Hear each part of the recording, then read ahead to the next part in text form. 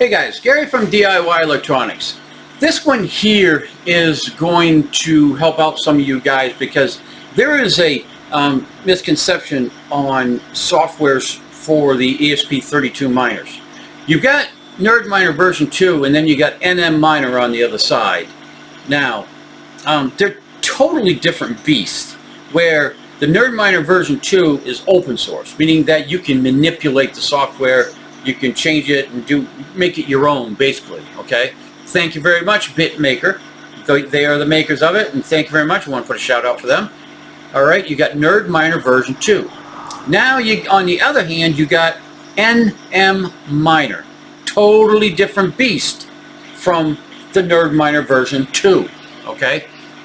And you guys out there that are using the NM Miner are getting all of my videos mixed up with what you're trying to do with the NM Miner. I have nothing to do with NM Miner, nor I ever will have anything to do with NM Miner, okay?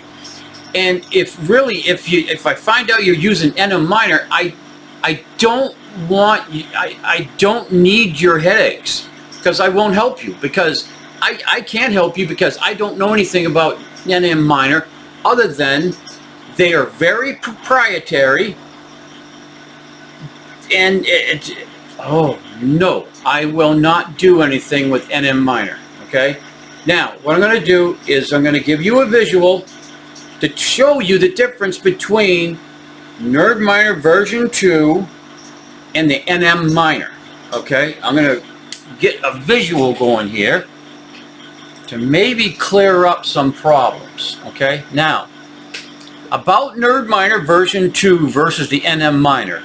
There's often confusion in the community between NerdMiner version 2 and the closed source NM Miner. I want to clear up here so buyers know exactly what they're getting. Below is pictured a NerdMiner version 2 open source crypto miner, okay? This is the NerdMiner version 2. This is what it looks like, all right? It's got your hash rate. It'll just tell you how many workers you got, your total hash, the total hash on the network, so on and so forth, okay? Now, let's skip down a little. Below is pictured the NM Miner closed source crypto miner, meaning that this is closed source. The owners of the software will not allow you to manipulate it in any way, okay? So yes, you're getting 987 kilohashes up here. This is an old picture here. This is 54 kilohashes. With the new improvements that BitMaker and myself have been making with this software, we are getting up into about the 500 kilohash, anywhere from 300 to 500 kilohash. Okay? Granted, yes, the new NerdMiner is screaming at 987. They got both cores open, all right? But does it really help those couple hundred kilohashes? Because tell me the truth, guys. These are for learning purposes only. These are not to make you rich, nor will you ever get rich using them. These are just to educate you about the inner workings of crypto mining.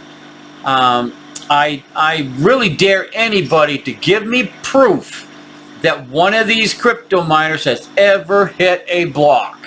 Solo mining. Let me reiterate that. Solo mining. The NerdMiner, this right here, the NM Miner, can only solo mine, where the NerdMiner version 2, being open source, can be manipulated to mine other algorithms and on other pools, and you can actually make a profit using one of these NerdMiners. And if anybody wants proof, I can show you. All right, I have in my other videos, I've shown you that this can actually mine digibyte coins. Can this mine digibyte coins? No, it cannot. All right. So let's go down here. All right, NerdMiner version 2 is completely open source. All firmware, hardware info and development work are openly shared with the community. Anyone can download it, inspect it, improve, and modify. That is the spirit of the DIY and mining hobby world. And that's why I support it. On the other hand, NM Miner is not open source. It is a closed commercial product with locked firmware, and because of the names are similar, people sometimes compare the two or leave complaints about the NerdMiner when they're actually talking about issues with the NM Miner. These two projects are not related in any way. So when you see a NerdMiner version 2 in my shop, you're getting a trustworthy, community-driven open source miner that can be customized, updated, and tinkered with. Okay? All backed by transparent code and ongoing development. All right, and again, of course, if you appreciate my open source projects like this, consider buying me a coffee at DIY Electronics, and that is at my Ko-Fi shop, guys.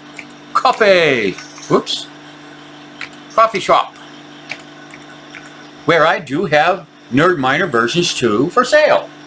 All right, so let me talk my way out of this. I'm going to come back. Wow, for my 8th take on making this video, I think it did pretty well. I think I cut my swearing down quite a bit too, because some of these other, I should put some takes. No, I'm not going to. I can't put any takes in there. I was swearing. All right. So again, guys, if you got a problem with your NM Miner, it's not my problem. There's nothing I did. I mean, if you start upload one of my bin files onto a closed source NM Miner, it's not my problem. I didn't do anything, So the best thing you can do with that NM Miner is wipe it out and put in freaking NerdMiner version 2. See that? I'm getting frustrated again. Anyways, guys, questions, comments, leave it down below. Buy me a coffee and buy NerdMiner version 2.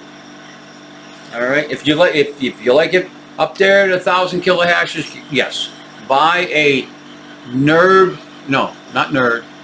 NM Miner, and you'll get 1,000 kilohashes, but it's not very versatile. Thanks for watching, guys.